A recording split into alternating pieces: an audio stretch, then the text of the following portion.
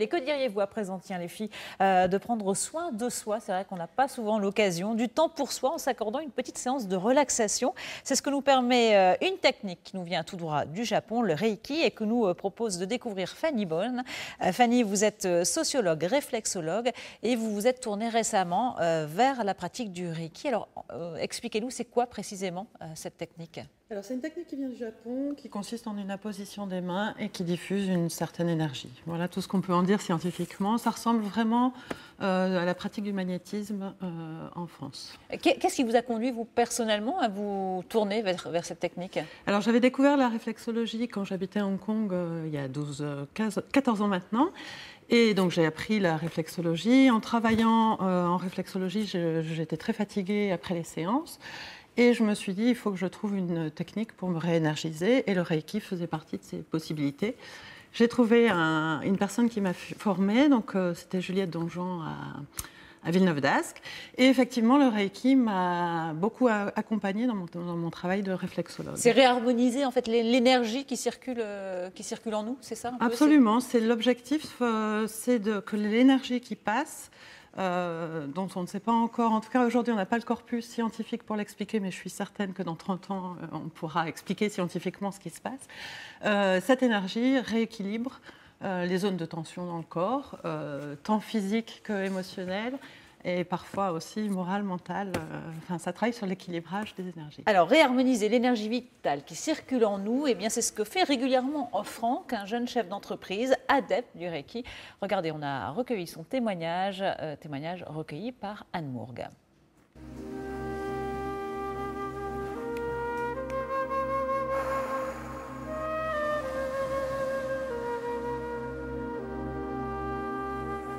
Je suis chef d'entreprise, je dirige un cabinet de formation et j'ai un rythme de vie qui est sur beaucoup de déplacements, des volumes horaires très importants. Je suis tout le temps dans les trains, dans les avions, voilà, ça c'est mon style de vie, quoi. Le Reiki, pour moi, ça consiste vraiment à faire un moment de calme, un moment de vide, où je sens vraiment qu'il y a un échange d'énergie qui se fait. C'est comme un gros nettoyage, mais qui se ferait pas directement sur le corps, un petit peu autour, un petit peu au-dessus, mais qui toucherait l'intérieur. Ça peut sembler bizarre parce que les mains ne sont pas forcément posées sur moi. Pour le coup, elles sont à quelques centimètres du corps, mais on ressent vraiment de la chaleur. Et la réflexologie, pour moi, c'est aussi autre chose. C'est vraiment là, il y a vraiment une sensation.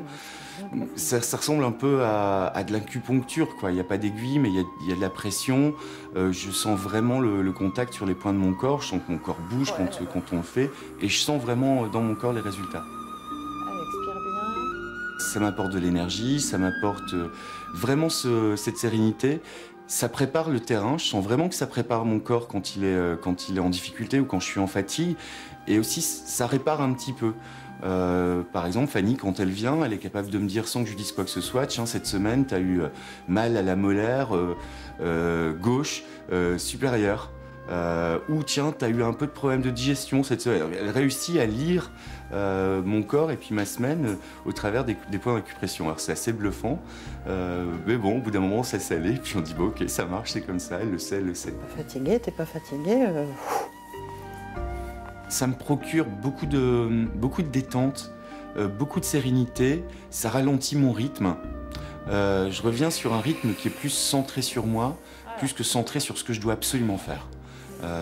Et donc j'ai l'impression de reprendre un peu possession de moi, de mon corps, de ma vie, quoi, en gros, quand même, hein, sans exagérer. Mais voilà, je suis plus disponible pour moi. C'est un moment que j'attends, que je mets vraiment dans mon agenda. J'essaie de le positionner en général le vendredi soir pour pouvoir faire vraiment ma bonne transition pour le week-end. J'attends vraiment ce moment en me disant, voilà, là je me pose, il se passe rien. Je préviens autour de moi qu'on ne me dérange pas. C'est un moment bien particulier, oui. C'est la maintenance de mon corps, de même que j'utiliserais des produits ménagers pour l'appartement. Bah ouais, moi je m'autorise une séance de Reiki, je m'autorise une séance de réflexo, et peut-être que du coup je consomme moins de produits qui vont être des cigarettes, de l'alcool, des choses comme ça. Mais j'ai ma dose avec le Reiki, c'est très très bien.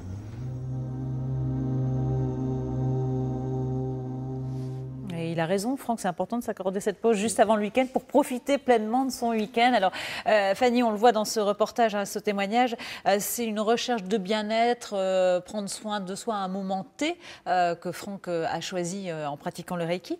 Dans quel autre cas on peut avoir recours à cette technique ?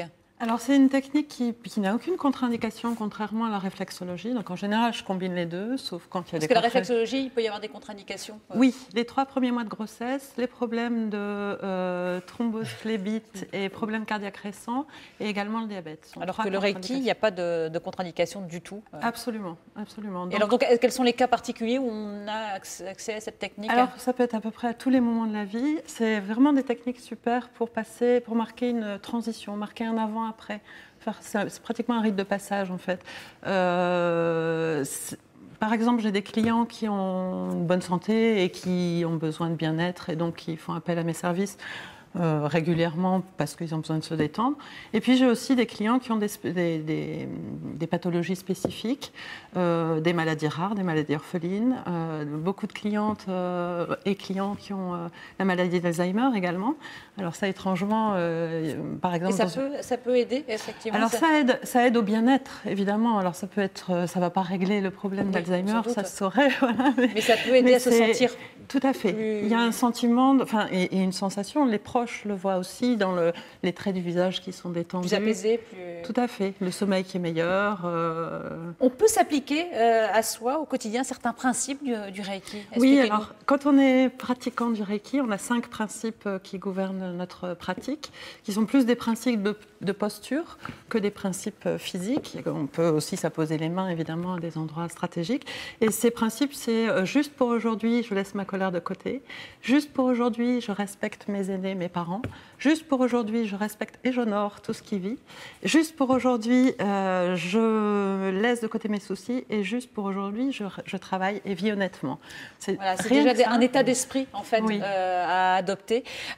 Alors rapidement, comment être sûr de trouver le bon praticien ? Parce que c'est ça aussi, savoir la bonne personne pour pratiquer. Alors le bouche à oreille, c'est vrai que c'est la bonne technique parce que celui qui a déjà testé peut en parler.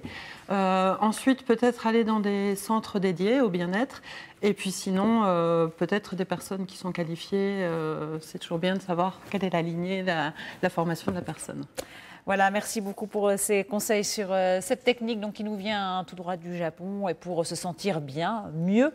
Merci de nous en avoir parlé, Fanny. Tous les renseignements, bien sûr, on pourra les retrouver sur notre site nordpasdecalematins.fr. Allez, on va partir tout de suite, nous retrouver Laura.